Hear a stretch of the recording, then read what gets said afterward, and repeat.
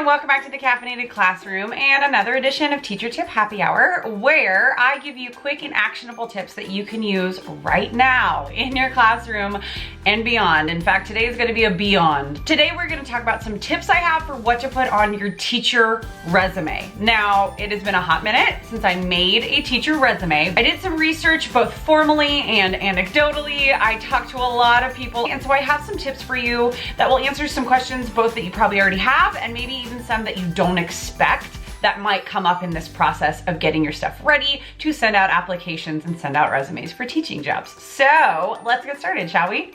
Cheers!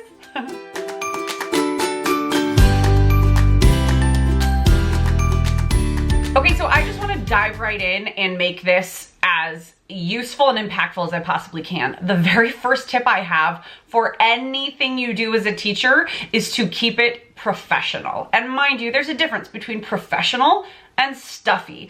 Obviously, I have a personality that is pretty big and I'm pretty loud and I'm pretty opinionated, and that's okay. That's part of just who I am, but I am still a professional. I still present myself and conduct myself in a professional tone and with professionalism. How many times can I say the word professional? About 2 million. That's how many. So when it comes down to making your teacher resume, it can be really tempting to make it pretty and to just focus on aesthetics. And I want you to remember that aesthetics only go so far if they are distracting. The first tip that I have for you today is to keep your resume to one page, maybe one page front and back, which mine is, and I'm actually going to show you an example of my latest teaching resume at the end of this video, and to keep the aesthetics looking professional. That doesn't mean that it can't have personality, but professional means easy to read, not swirly-whirly fonts, and straight to the point. You don't need graphics on a teaching resume. Just because you're a teacher doesn't mean it has to be cutesy, right? We can save that stuff for handouts and for things that are themed within our classrooms. But when we are applying for a professional job in the field of education,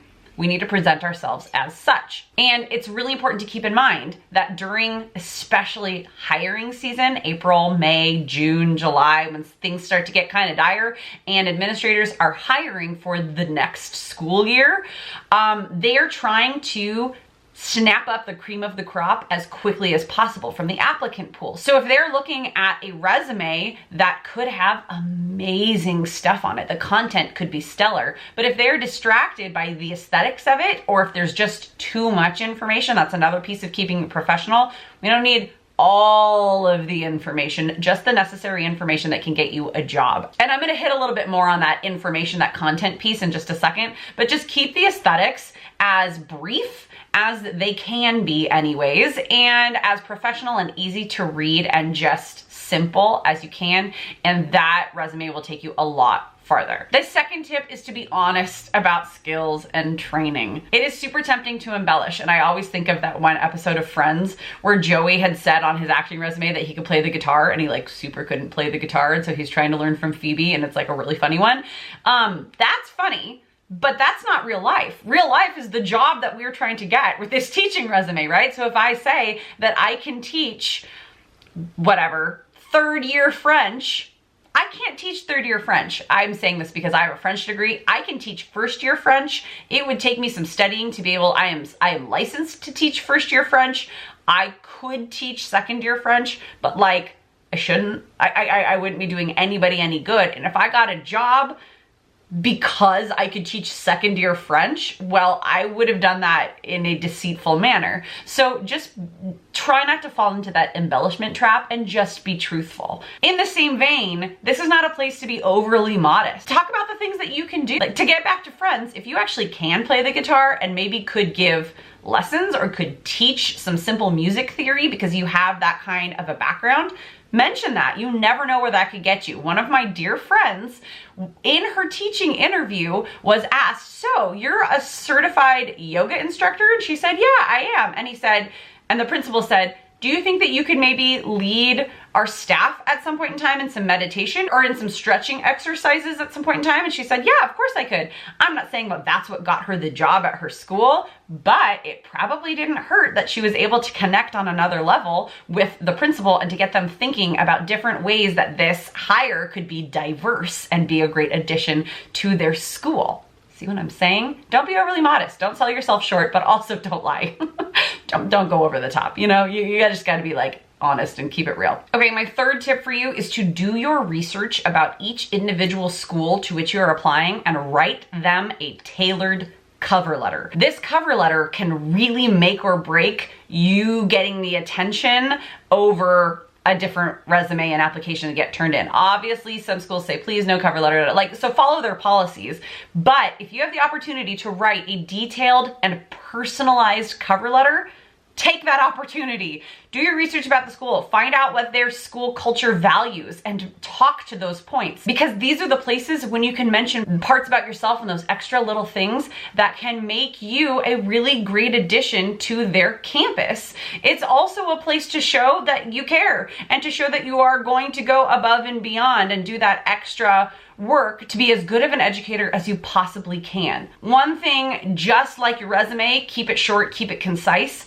The cover letter, keep it short, keep it concise, keep it down to, I would even say, less than a full page, because once again, we are talking about very busy individuals and very busy professionals who aren't going to be able to read your 3-page narrative about your time in the rainforest, and that's why you'd be such a great addition to their environmental science program, right? But like a few paragraphs that are personalized and that are actually tailored to that school and speaking to the human being reading the letter will take you miles and miles. So there you have it. And I told you at the very beginning, I will show you really quickly my teaching resume, and I've blacked out a bunch of stuff. And then I'm also going to link this down below, just a PDF, so you can take a look at it if you would like to. It's kind of an odd thing to do, but I feel like actual real life examples and not just templates would be really helpful. Would have been really helpful when I was doing this process for the first time, and even like when I've had to make resumes later on and remembering like, wait, what was it supposed to look like? So I have right here just my name, my contact information, seeking a teaching or substitute teaching position, right? And then I go on to my education. I just talked about my credential, my bachelor's, and where I graduated high school, simply because I was applying for jobs within the same district where I graduated. And you still, I mean, it's a good thing to show, right? I have way more education beyond this now, but this was my original like teaching information. So this resume was actually made when the recession hit, and I wasn't sure if I was still going to have a job. So I've updated it a little bit. Like, I think my latest teaching experience on here is 2010, so it's still a decade old, but you can just see, I talk about my first year's teaching and the experience that I had there, and specifically what I did at the school, what I taught, what I led as a teacher leader, what I was advisor for, all of those different sorts of things. I talked about a long-term substitute position I had while I was student teaching. I talked about my student teaching, and then on the back, this would go on one page. I would print this front and back, but I didn't today, sorry. I talked about my professional development and training because I was sent to different types of trainings, and like my induction program as a first and second year teacher, I put that on there. I had been to different sorts of like advisor trainings, I put that stuff on there. And then any extracurricular experience. I was a camp counselor for a long time. I was a cheer coach for a long time. I put that experience on there. I was also vice president of my sorority, and I talked about how that like experience makes me a good leader among peers and helped me develop and hone my communication skills with people around me who are of my own age. Peers, you know what I mean, same word. I also included other skills and interests, and then my references were just down at the bottom. I had 4 different individuals as references for the kind of teacher and individual that I am. So, like I said, I'm linking that down below. Take a look at it, use the formatting if you like. Please don't steal my information because that would be weird and wouldn't really serve you because it's mine, not yours. And if you like today's video, please make sure to give it a thumbs up, subscribe if you haven't already done so, and click the little bell so that you don't miss any videos. I'm uploading content weekly. Next week, I have for you a video all about how to prepare for your teaching interviews, so make sure you don't miss that.